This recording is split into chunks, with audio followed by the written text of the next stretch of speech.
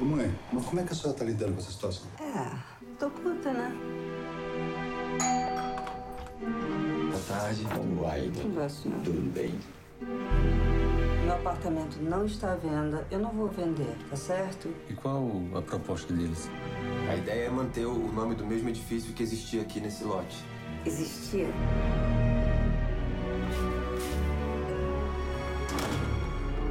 Não teve nem curiosidade de saber o que era? Não. Essa é minha irmã, viu? Todo mundo saiu de lá, menos a senhora. Se a senhora pensar direitinho, a senhora tá sendo egoísta. Ô, minha gente, o que é isso aí? O que é que vocês estão fazendo aí?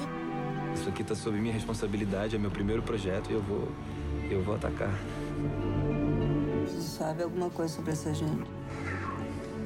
Tá querendo me botar medo. Mas é bom ter um pouquinho de medo mesmo, né? A senhora é muito teimosa. Às vezes a senhora parece uma mistura de velhinha com criança.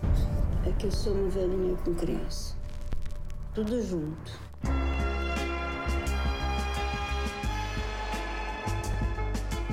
Hoje trago em meu corpo as marcas do meu tempo, a fossa, fome, a flor